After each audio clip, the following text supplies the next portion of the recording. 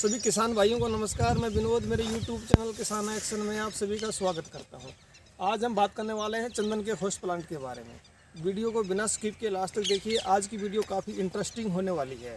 Video शुरू करने से पहले मैं आप सभी से निवेदन करूँगा कि वीडियो को लाइक करें, शेयर करें, चैनल को सब्सक्राइब करें, बेल आइकन को प्रेस करें ताकि तब भी मैं कोई नई वीडियो डालूँ तो उसका नोटिफिकेशन सबसे पहले आप तक पहुँच सके। अगर आप फेसबुक पर देख रहे हो तो पेज को फॉलो करें। तो चलो आज का वीडियो शुरू करते हैं। होस्ट प्लांट 3 प्रकार का होता है, प्राइमरी, इंटरमीडिएट और परमानेंट होस्ट प्लांट। ये जो आप देख रहे हैं ये चंदन का पौधा है, और जो ये मैं आपको दिखा रहा हूँ ये लाल मेहंदी है। ये प्राइमरी होस्ट होता है जिसको हम शुरुआती होस्ट भी करते हैं, जो नर्सरी पे पौधे के साथ में लग कर के आता है।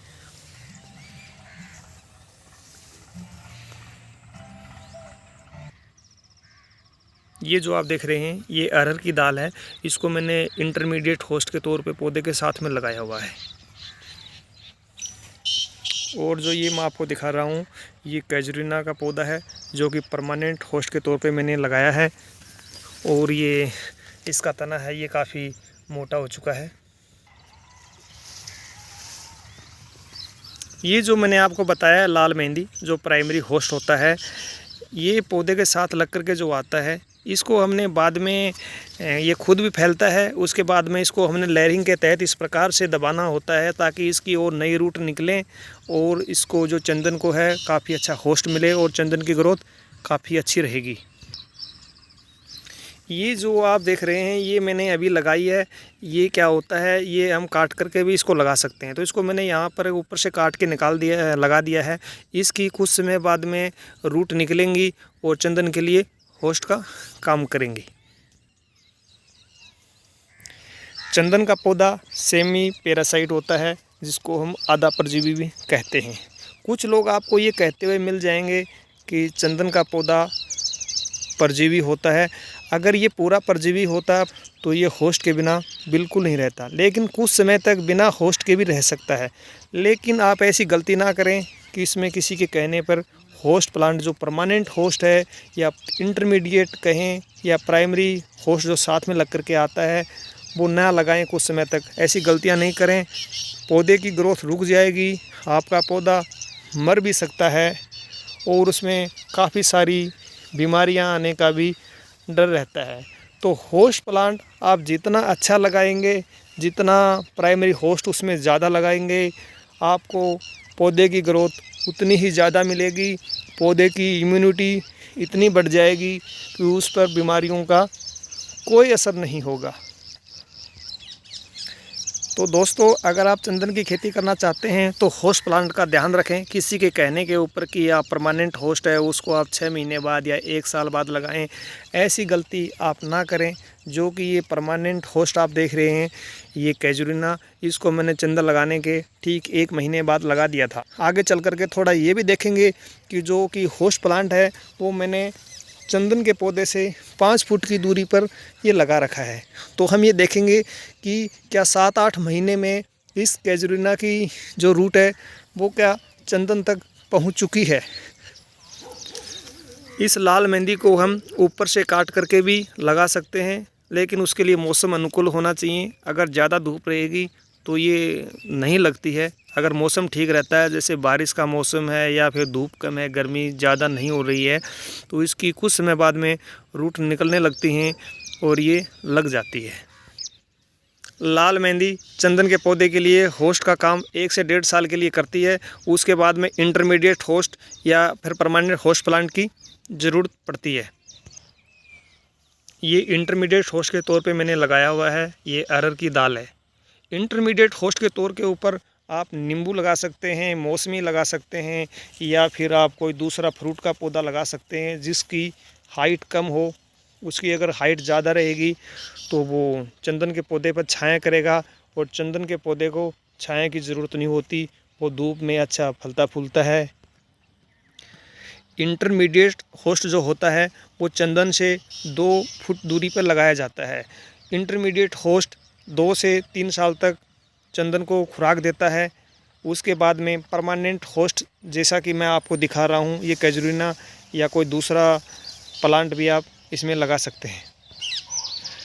कैजुरिना को सरू भी कहते हैं। ये परमानेंट होस्ट के तौर पे लगाया जाता है।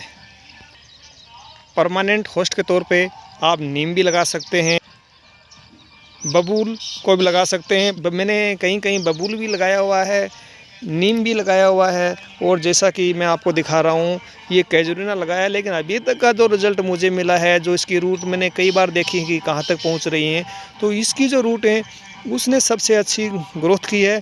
और मुझे लगता है जो ये परमानेंट होस्ट के तौर पे मैंने कैजुरिना लगा रखा है, ये सबसे अच्छा स्रोत होगा होस्ट के तौर पे चंदन के लिए। मीलिया डूबिया को भी हम होस्ट के तौर पे लगा सकते हैं, लेकिन मैं आप लोगों को सजेस्ट करना चाहूँगा कि मीलिया डूबिया को आप होस्ट ना लगाएं, क्योंकि मीलिया डूबिया के जो पत्ते होते हैं वो ज़्यादा बड़े होते हैं और उसकी हाइट काफ़ी होती है। उसकी हाइट ज़्यादा होने की वजह से चंदन के पौधे के ऊपर छाया पड़ती है, शेडो पड़ती है, उसकी वजह से चंदन का पौधा ग्रोथ नहीं कर पाता। तो आप मीलिया डूबिया ना लगाएं। जो परमानेंट होस्ट होता है वो चंदन के पौधे के दोनों तरफ लगाया जाता है, ताकि भविष्य में एक होस्ट आपका अगर किसी वजह से ख़त्म हो जाता है तो जो पौधे के दूसरी तरफ लगाया हुआ होस्ट है वो उसके लिए नाइट्रोजन फिक्सिंग का काम करता रहता है और आपका चंदन नहीं मरता। जो परमानेंट होस्ट होता है वो 3 फीट से लेकर के 5 फीट की दूरी पे हम लगा सकते हैं। जो कि मैंने लगा रखा है वो चंदन से 5 फीट की दूरी पे लगा रखा है, लेकिन मैंने चंदन लगाने के कुछ समय बाद ही परमानेंट होस्ट को लगा दिया था। इसका एक फ़ायदा और रहेगा, चंदन के साथ जो हम परमानेंट होस्ट को लगा देंगे तो आपकी जो मेहनत है, आपको चंदन की जो मेहनत होती है उसी मेहनत में आप होस्ट को भी तैयार कर लेते हैं।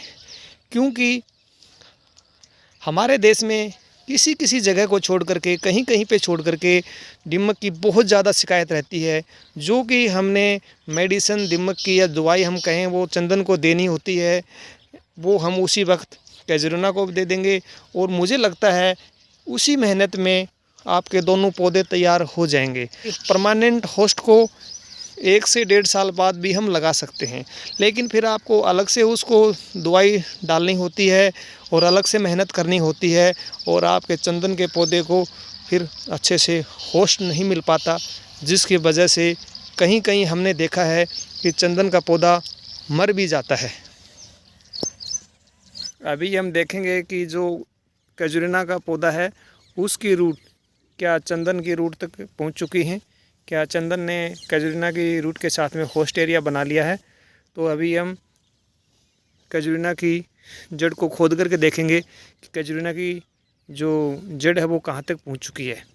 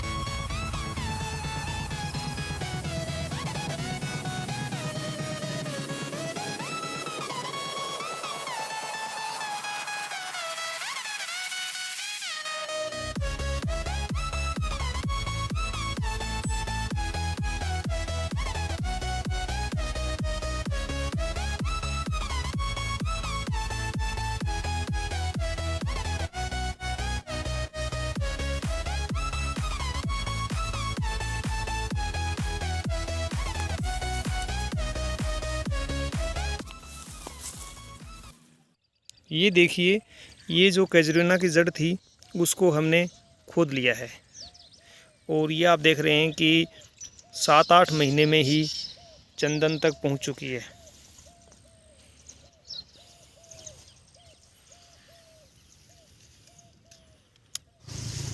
ये जो आप चंदन देख रहे हैं, इसका जो पत्तों का कलर है वो काफ़ी हरा कलर है। हरा कलर अगर आप देखते हैं किसी चंदन के पौधे का, तो उससे ये अनुमान लगाया जा सकता है कि उसमें होस्ट की कोई कमी नहीं है।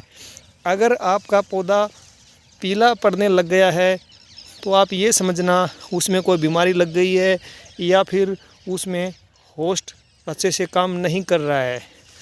एक बार फिर से मैं आपको ये बिल्कुल नज़दीक से दिखा देता हूँ।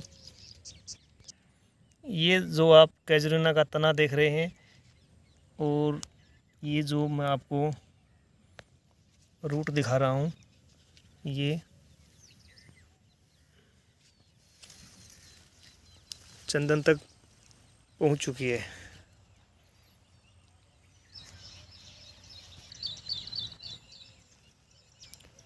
जो परमानेंट होस्ट आपने कोई भी लगाया हो, उसको आपको बीच बीच में से साइड से उसकी जो टहनियाँ होती हैं उसको इस प्रकार से काटना होता है कि जो आपका चंदन है, चंदन के ऊपर उसकी छाया नहीं पड़नी चाहिए। अगर उस पर छाया पड़ेगी तो वो अच्छे से ग्रोथ नहीं कर पाता है। तो इसका आपको विशेष तौर पे ध्यान रखना है।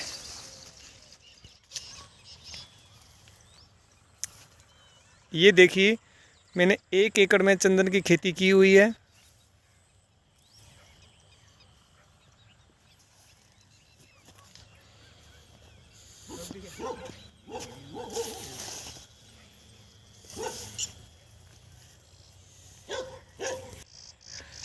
आज का वीडियो काफ़ी लंबा हो गया है, लेकिन ये जो रियल जानकारी थी ये आप लोगों को देना बहुत ज़रूरी था।